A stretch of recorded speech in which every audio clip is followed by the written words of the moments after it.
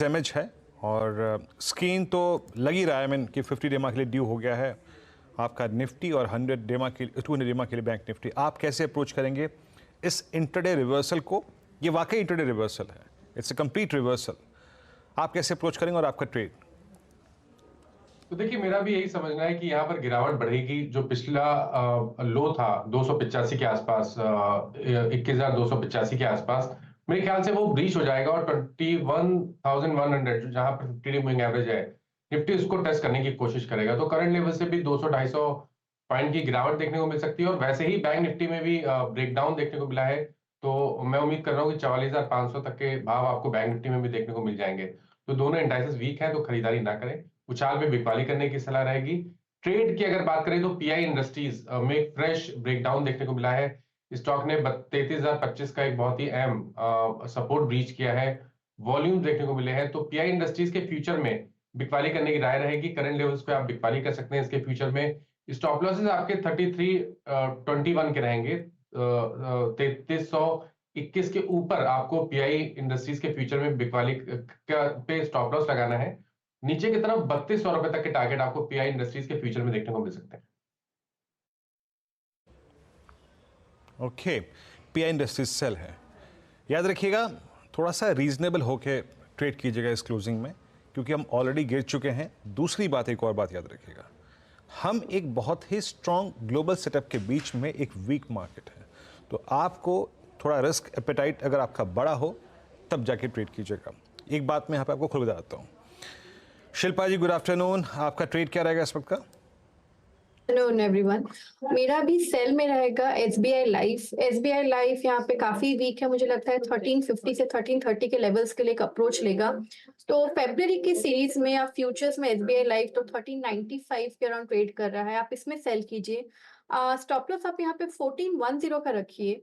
यहाँ पे टारगेट्स मुझे लगता है 1360 से लेके 1340। किसी को ऑप्शंस के थ्रू ट्रेड करना है तो आप 1350 का ऑप्शन, पुट ऑप्शन, जो रफली अभी 36 रुपीज के अराउंड है, आप इसमें भी ट्रेड ले सकते हैं। यहाँ पे 27 का स्टॉप लॉस मेंटेन कीजिए। यहाँ पे मुझे लगता है 50 प्लस के टारगेट्स आएंगे। ये फिलहाल आपके लिए एसबीआई लाइफ में ट्रेड 1350 के पुट के जरिए बेसिकली एक और मंदी का ट्रेड आया है। अमित, आफ्टरनून, बताइए तेजी या मंदी? जी, good afternoon Harshita ma'am, Viren ji and everybody on the panel. Ma'am, मेरा शॉर्ट ट्रेड रहेगा यूपीएल। यूपीएल का अगर हम स्ट्रक्चर देखें तो जब इतनी बड़ी बुल मार्केट चल रही थी तब भी यूपीएल में कंटिन्यूसली लोअर लो लोअर हाइस बन रहे थे। स्टॉक कंटिन्यूसली अपने क्रिटिकल मूविंग एवरेजेस के ऊपर नीचे ट्रेड कर रहा है। करंटली फ्यूचर्स में इसका प्राइस 539 540 के आसपास है। इसे शॉर्ट करें for a target of 528 and a stop loss of 546। 28 के लिए एक और शॉर्ट का ट्रेड। देखिए, तीन ट्रेड्स आ गए हैं, तीनों मंदी की तरफ हैं। प्रशांत, बताइए आपका भी सौदा तेजी या मंदी की तरफ? Harsha ji good afternoon, Veeru ji good afternoon, good afternoon the panel. तो मेरा जो ट्रेड है वो अमित जी ने अभी आपको शेयर किया, यूपीएल पे शॉर्ट। मेरी भी सेम राय थी। तो जो नेक्स्ट पिक मेरा होगा वो होगा जेएसडब्ल्यू स्टील। यहाँ पे एक जस्ट सपोर्ट ब्रीच होने को है, तो मैं शॉर्ट यहाँ पे रेकमेंड करूंगा। करीबन 795 795 पे स्पॉट ट्रेड कर रहा है। आपका स्टॉप लॉस होना चाहिए 808 808। और यहाँ से जो टारगेट में दिख रहा हूँ वो होगा 770 से लेके 765। जेएसडब्ल्यू स्टील शॉर्ट की रिकमेंडेशन हो।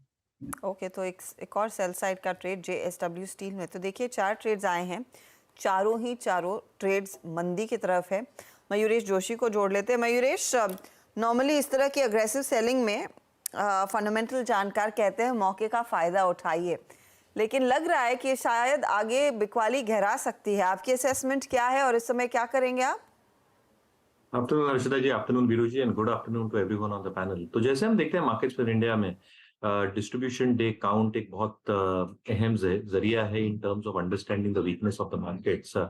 आज के फॉल के बाद एक डेफिनेट इंक्रीज होने वाला है काउंट में, एंड विद दैट शायद वीकनेस थोड़े दिन तक या कुछ हफ्तों तक शायद परसिस्ट हो।